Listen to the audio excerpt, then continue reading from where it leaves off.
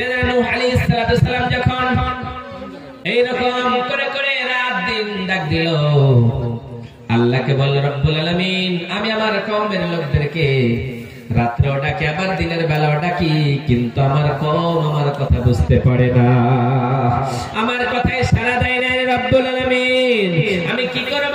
রব্বুল আলামিন ডাক দিয়ে বললেন নবী রে তুমি ডাকতেই থাকো, তাদেরকে দাওয়াত দিতেই থাকো, তুমি ক্লান্ত হয়ে গেলে হবে না, তুমি বসে গেলে হবে না, তুমি তাদেরকে ডাক দাও, তারা যদি না শুনে তারপরেও তুমি শোনাও।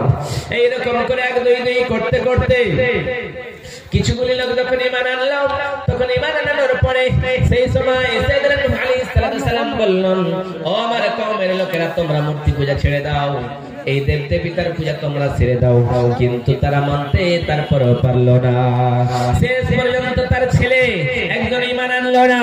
তারপরে সমস্ত বাদশাদেরকে সেই এলাকার পণ্ডিতদেরকে বললো তোমরা ঈমান নিয়ে এসো, কিন্তু তারপর আনলো না। সাইয়েদনা নূহ আলাইহিস সালামকে পিটাই করতে করতে যেন এমন করে মারলো সেই জায়গায় বেহুশ হয়ে গেল।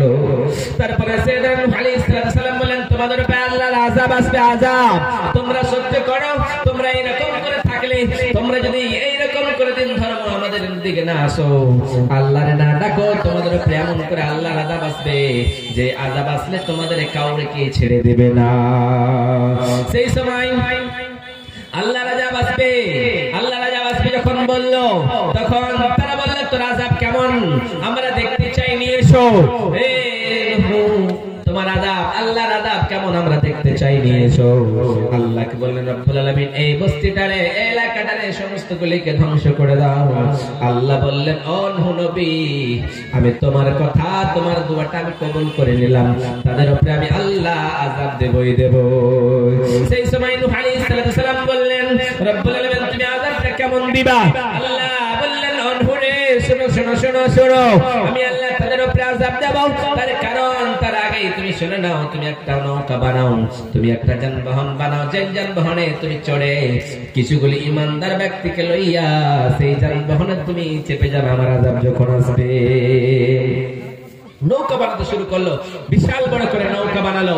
বানানোর পর আল্লাহ সুবহানাহু ওয়া তাআলা বললেন, আল্লাহ সুবহানাহু ওয়া তাআলাকে সেই নূহ নবী বললেন রব্বুল আলামিন যখন আযাব আসবে তখন আমি কি করে বুঝতে পারবো? সেই সময় সাইয়েদনা নূহ আলাইহিস সালাম আল্লাহকে বললেন রব্বুল আলামিন আমি তো বুঝতে পারলাম না, যখন আযাব আসবে আযাবটা কেমনে আসবে আমি তো জানতে পারবো না। আল্লাহ বললেন ও নূহ রে তোমাকে জানতে হবে না, তুমি সেই দিন দেখতে পাবা তোমার চুলা থেকে পানি উঠে গিয়েছে, পানি আসতে শুরু করেছে। চুলার ওই নিচ দিয়ে আখার নিচ দিয়ে যেই দিন পানি আসবে সেই দিন মনে করবে আল্লাহর আযাব চলে আসবে, অর্থাৎ তুমি সিলিন্ডার হয়ে ওই ইমানদার ব্যক্তিগুলিকে লইয়া তুমি নৌকায় আরোহণ করবা, তুমি তোমার যানবাহনে চড়বা, আমি আল্লাহ আযাব দিয়ে প্লাবন ওই বন্যা দিয়ে তাদেরকে শেষ করে দেব। সেই সময় সাইয়েদনা নূহ আলাইহিস সালাম এইরকম করতে করতে দেখতে পেল সে আখালি আগুন চলে এসেছে, চুলহাতে আগুন এসেছে, সেখান থেকে চলে গেল। যাওয়ার পরে দেখতে পেল আর বলল নৌকার কাছে গিয়ে বলল রব্বুল আলামিন এই নৌকার ভিতরে তুমি বলেছো সমস্ত জিনিসগুলি চড়ে যাবে, সেই সময় দেখতে পেলে একটা পিঁপড়া উঠে গিয়েছে। আল্লাহকে বলল রব্বুল আলামিন পিঁপড়া কেন? আল্লাহ বললেন মুসা রে ওটাও যাবে, তুমি দুনিয়ার ভিতরে জোড়া জোড়া জিনিসগুলিকে ওই নৌকার ভিতরে আরোহণ করো, আর আরোহণ করানোর পরে আমি আল্লাহ প্লাবন দিয়ে বন্যা দিয়ে এই বস্তি দুনিয়াটারে শেষ করে দেব। সেই সময় সাইয়েদনা নূহ আলাইহিস সালাম বলেন আল্লাহ সেইগুলির ভিতর থেকে আমি কেমন করে বাছাই করব? এটা মেয়ে না এটা ছেলে, এটা স্ত্রী না এটা পুরুষ, আমি কেমন করে বাছাই করব? রব্বুল আলামিন বললেন নূহ আলাইহিস সালাম রে তুমি এইরকম করে তোমার হাতখানা এরকম করে দাও, আর যেগুলি ডান দিক দিয়ে আসবে সেইগুলি হলো পুরুষ, আর যেগুলি বাম দিক দিয়ে আসবে সেগুলি হলো মহিলা। এইরকম করতে করতে সেই নৌকার ভিতরে আরোহণ করবে, আর তুমি সবগুলোকে লইয়া আমি আল্লাহ আযাব দিয়ে শেষ করে দেব। এইরকম করতে করতে যখন বাঘ এসেছে তখন সাইয়েদনা নূহ আলাইহিস সালাম বলেন রব্বুল আলামিন এই জায়গায় যদি বাঘ চলে আসে, তাহলে বাঘ তো সব পশুদের খেয়ে নেবে, সবাই রেখে শেষ করে দেবে। আল্লাহ বললেন, ও নবী তুমি চিন্তা করো না, ওই বাঘের ভিতরে আমি অলসতা এমন তৈরি করব, এমন অসুখ দেব, সেই বাঘের কোনো ক্ষমতা থাকবে না, কোনো তার শক্তি থাকবে না, বাঘ কিছুই খেতে পারবে না। সেই সময় বাঘ চললো, সাপ চললো, সমস্ত প্রাণীগুলি চললো, সমস্ত জিনিসগুলি চলে নিল। ওই নৌকা আল্লাহ এইরকম করে আল্লাহ আযাব দিতে শুরু করলো, বৃষ্টি পড়তে শুরু করলো। এই দুনিয়ার জমিনকে আল্লাহ বললেন, জমিন তোর তলাদেশে যতগুলি পানি রয়েছে সব পানিগুলি তুই বের করে দে। আর এইরকম করতে করতে দুনিয়াটাকে ভাসিয়ে শেষ করে দিল। যখন এরকম করে ভাসিয়ে যায়, তখন সাইয়েদনা নূহ আলাইহিস সালাম তার পূর্বে তার ছেলেকে বলেছিল, ও আমার ছেলে কেনান, এখনো সময় রয়েছে, তুই এই নৌকার ভিতরে আরোহণ কর, আল্লাহ তোরে বাঁচিয়ে নেবে। সেই সময় তার ছেলে বলেছিল, আমার আব্বা জান, আমি আল্লাহর আযাব দেখতে চাই, আমি এমন একটা চূড়ায় যাব, আমি পাহাড়ের উপরে চড়বো, এই পানি গিয়ে আমার কাছ পর্যন্ত পৌঁছাতে পারবে না। সেই সময় কেনান যেন পাহাড়ের উপরে চড়ে এলো, পাহাড়ের উপরে চড়ানোর পরে সেই জায়গায় পানি যাবে না মনে করতে শুরু করলো। রব্বুল আলামিন ডাক দিয়ে বললেন, পানি রে ওই পাহাড় পর্যন্ত ছুঁয়ে যা, কেউ বাঁচতে পারবে না। দুনিয়ার জমিনে যেগুলি লোক, যেগুলি প্রাণী, যেগুলি জিনিস চড়েছে ওই নৌকার ভিতরে, ওইগুলি ছাড়া দুনিয়ার একটাও প্রাণী যাতে বেঁচে না থেকে যায়, কিছুই বাঁচবে না, কিছুই বাঁচার জন্য আসেনি, সব চলে যাবে।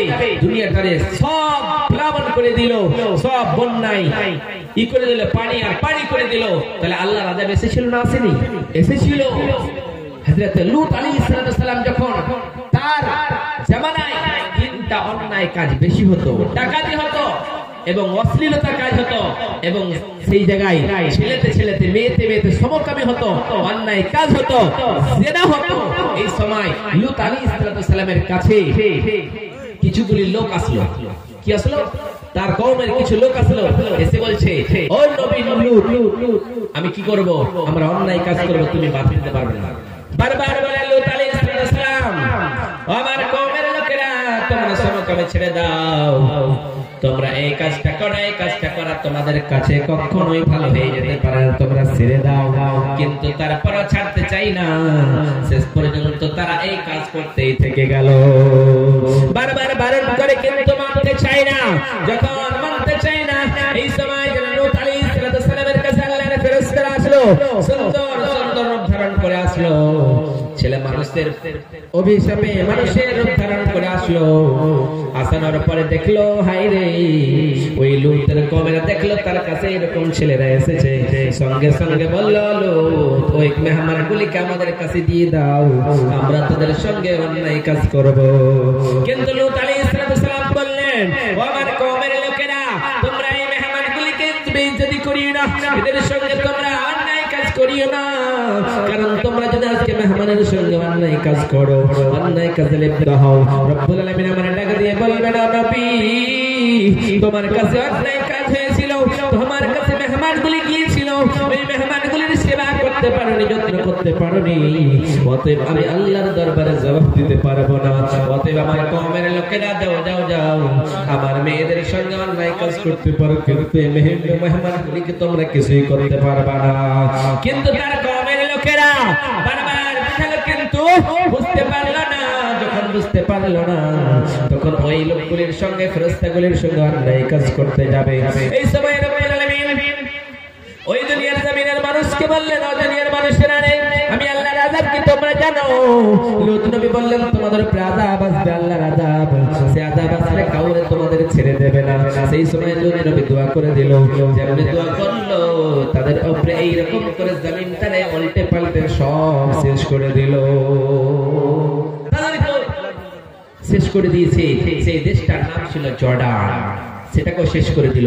তাহলে আজকে যদি আমরা অন্যায় কাজ করি, জেনায় লিপ্ত থাকি, অন্যের সম্পদ লুটে নিই, অহংকার করি, জুলুম করি, তাহলে আল্লাহ আমাদের উপর আযাব দিতে পারে না? পারে না? পারে। কিন্তু আমাদেরকে আল্লাহ সুবহানাহু ওয়া তাআলা এই দুনিয়ায় পাঠানোর একটাই উদ্দেশ্য, যে তোমরা শুধুমাত্র ভালো কাজ করবা, খারাপ কাজ করবা না। কিন্তু আমরা খারাপের সঙ্গে বেশি লিপ্ত থাকি, আমরা খারাপের সঙ্গে বেশি লিপ্ত থাকি। আমরা আল্লাহকে মানতে চাই না, আল্লাহকে আমরা জানতে চাই না।